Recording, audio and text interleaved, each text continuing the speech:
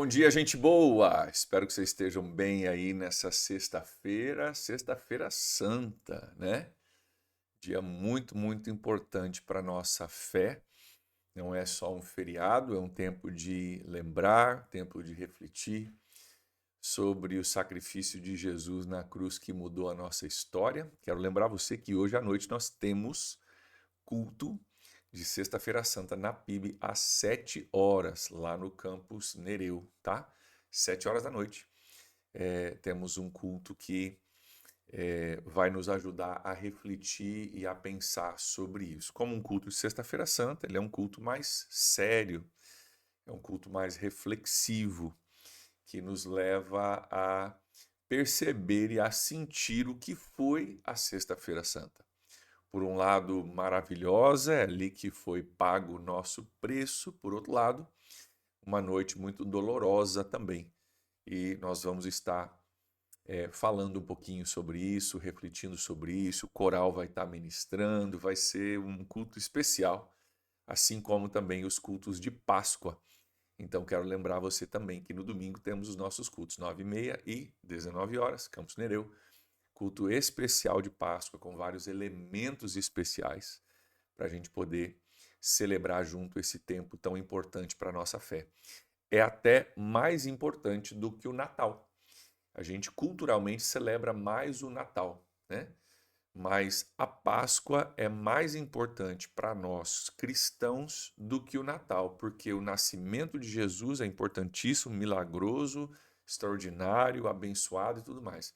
Mas é a morte e a ressurreição de Jesus que comprovam que de fato ele era quem ele dizia ser, o Filho de Deus enviado para pagar o meu e o seu preço do nosso pecado. Então, esteja com a gente, se você puder, hoje à noite às 19 horas e também nos cultos de domingo, à medida que nós celebramos aquilo que Deus tem feito, a história, né? A história da nossa salvação. Tá bom?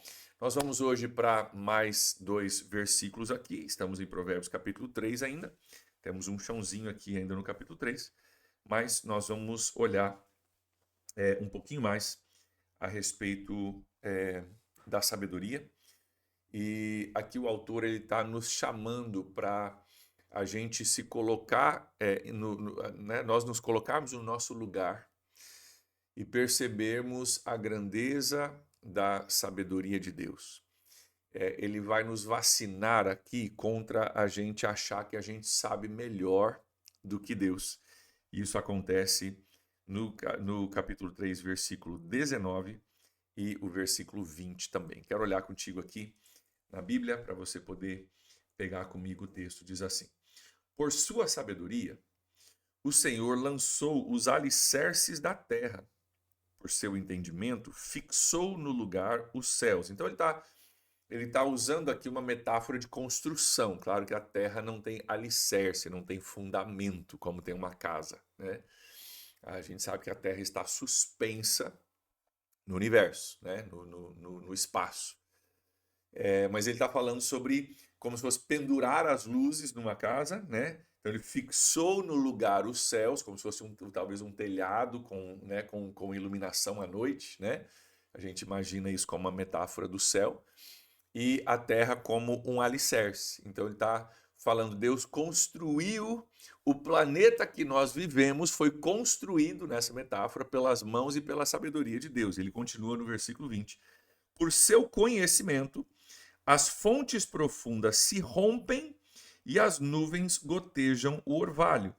Então ele está falando, cara, ele lançou os alicerces e fez os céus, mas também é pelo conhecimento de Deus que a água verte do chão, né? As fontes profundas se rompem e também as nuvens gotejam o orvalho. A gente tem o sustento de água, que é a coisa, né, mais essencial para o nosso bem, fora, obviamente, o oxigênio, né?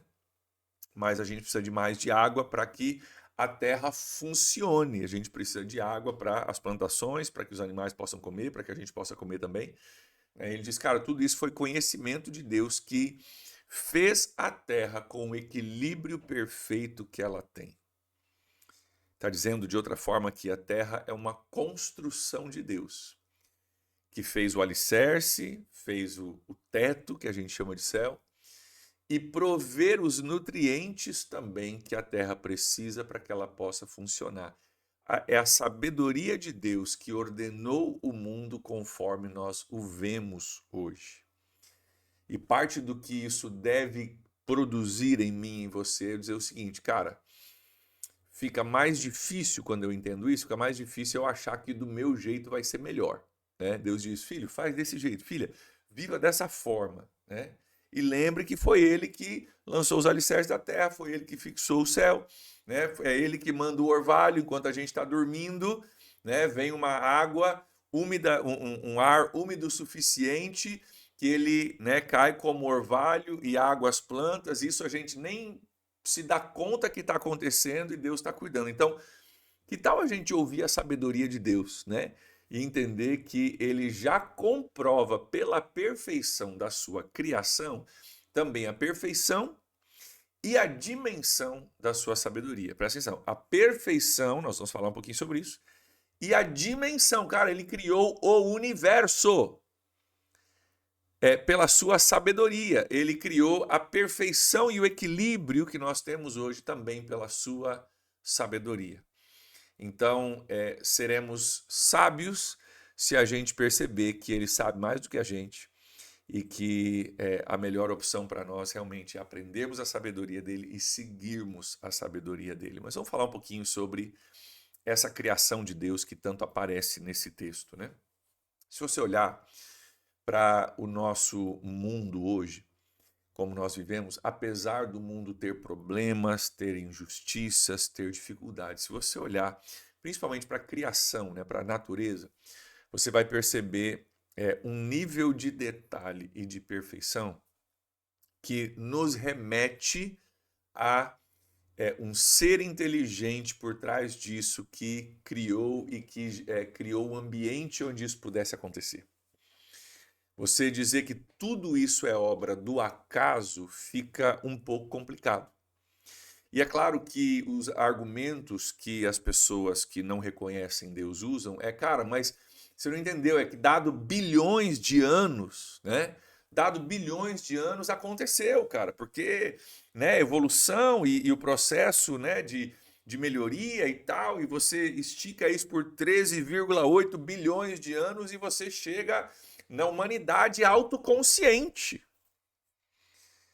E o que a gente não percebe é que, assim como eu entender que o universo foi criado por Deus requer fé, requer acreditar em algo que eu não vi Deus criar o universo, então eu acredito nisso porque eu conheço a Deus. O argumento do ateu também requer fé, porque até mesmo os proponentes do Big Bang, eles têm limitações. Eles vão dizer que, cara, eles conseguem desenhar o início do universo até assim, milésimos de segundos depois do Big Bang, mas eles não conseguem, as leis da física não funcionam dentro da equação do Big Bang.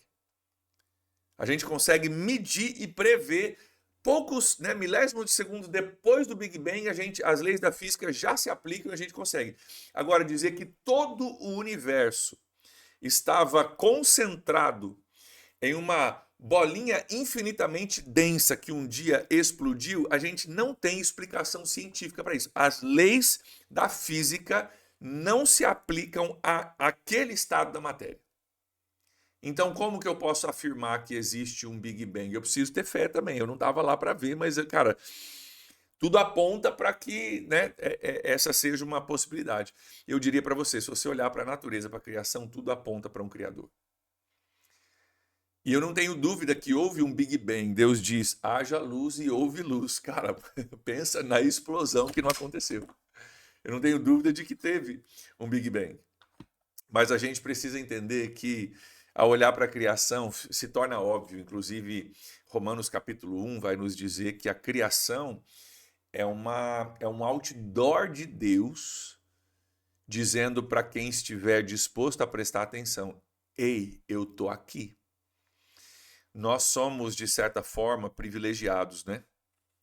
Em São Francisco do Sul, porque você pode passear ali pela Baía da Babitonga, ali pelo aterro, num final de tarde, como aconteceu esses dias, essa semana, e você pegar um pôr do sol, cara, magnífico, magnífico. E pessoas sentam ali e tiram fotos daquilo porque tem algo em nós que diz, cara, que espetáculo é isso. E esse é um outdoor de Deus, dizendo, ei, eu tô aqui. Fui eu que criei isso. E a ciência, ela é maravilhosa, mas ela descreve, mas ela não explica. Então ela pode descrever o céu alaranjado, é simplesmente partículas de poluição e partículas também de poeira suspensas no ar, que acabam então começando a filtrar algumas cores do espectro solar, e então o que sobra que chega nos nossos olhos é o laranja, é aquele meio rosado, alaranjado, e isso tem a ver com partículas suspensas no ar. Legal, show de bola. Descreveu para nós. Mas não explica um sentimento que a gente tem quando a gente vê aquilo que fala, cara, isso aqui é extraordinário. Tá todo mundo lá andando, parando para tirar foto, porque a gente sabe que aquilo tem, né, é mais do que somente partículas suspensas no ar. Tem uma beleza que nos cativa, e eu creio que essa beleza ela vem de Deus. Quanto mais você olhar também, nós falamos do macro, né, de um pôr do sol contra as montanhas, como a gente tem aqui. Mas se você olhar no micro também, você vai ver também desenho de Deus e a perfeição de Deus nas coisas pequenas, nas coisas, né, microscópicas. Quanto mais você olha detalhadamente, mais você vê riqueza de detalhe e profundidade de detalhes. Eu me lembro do meu sogro, ele falava assim, você olha uma orquídea verdadeira, quanto mais perto você olhar a orquídea, quanto mais você olhar os detalhes, mais você vê a beleza e a perfeição da orquídea feita, né, por Deus, parte da criação. Se você pegar uma orquídea comprada numa loja, né, de flores falsas, quanto mais perto você olhar, mais você vê a falsidade dela, mais você vê os defeitos dela, né? E de longe pode até dar uma enganada, mas de perto você fala, não, isso aqui não é de verdade. E os físicos, né, eles imaginaram alguns anos atrás que talvez tivesse uma partícula que fosse a menor partícula do universo, indivisível e impossível de ser menor, que se chamaria de átomo. Muito antes da gente saber que existiam átomos, eles deram até o nome, seria o átomo. O átomo é a partícula indivisível, né? A menor e indivisível partícula do universo. E nós descobrimos que de fato existia o átomo. E nós descobrimos que o átomo ele também é feito de partículas menores, como elétrons. Aí nós descobrimos que além do elétron existem os quarks. E cada vez que a gente vai olhando mais a fundo, a gente descobre uma complexidade e uma beleza e uma pequenez cada vez maior. O átomo hoje é grande, a gente estuda as subpartículas do átomo hoje, né? O átomo já é uma coisa grande. Então, quanto mais a gente estuda, mais a gente percebe a mão de Deus. E o que o autor está fazendo aqui com a gente é exatamente isso. Vamos voltar aqui para o nosso texto? Olha o que ele diz para mim e para você. Pela sua sabedoria, o Senhor lançou os alicerces da terra. Pelo seu entendimento, fixou no lugar os céus. É Deus que construiu o lugar onde nós moramos. É o seu conhecimento que as fontes profundas se rompem, temos rios, lagoas e assim por diante, e as nuvens gotejam o orvalho. Ou seja, tudo que você tem ao seu redor, tudo que eu tenho ao meu redor, é parte da criação de Deus. Criado no equilíbrio perfeito. Eu poderia gastar tempo aqui, a gente não tem tempo hoje, eu poderia falar sobre detalhes da perfeição da criação de Deus que fazem com que a vida na Terra seja possível. Poucas mudanças, poucas alterações já tornariam a nossa vida impossível. A vida humana impossível e o planeta como a gente conhece ele impossível. Então, tem perfeição na criação de Deus. E essa perfeição aponta para a sabedoria e intencionalidade de Deus. Então, nessa perfeição e nessa amplitude, como Criador do Universo, ele usa a sua sabedoria e ele nos chama para nós ouvirmos, entendermos e obedecermos à sabedoria de Deus. Se você quiser ir contra aquele que lançou os fundamentos do universo e aquele que faz com que, né, as plantas recebam o orvalho que elas precisam enquanto a gente está dormindo, tudo bem, pode fazer isso. Mas acho que já fica meio óbvio que vai dar ruim, né? Vai dar ruim. Então aqui ele está tentando nos convencer, e é um convencimento muito importante da gente ter.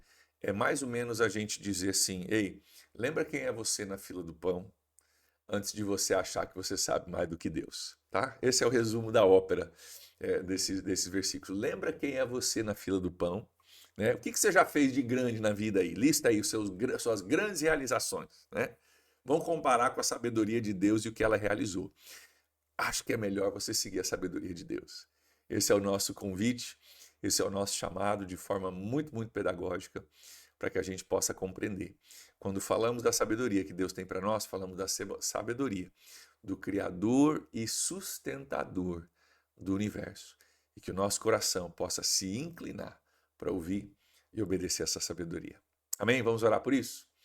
Pai, nós reconhecemos hoje de manhã, reconhecemos, Pai, que o Senhor é fonte de sabedoria inesgotável e que aquilo que a gente acha que sabe, e às vezes achamos que sabemos melhor do que o Senhor, não se compara à sabedoria que o Senhor já comprovadamente tem, porque o universo está ao nosso redor para a gente poder examinar.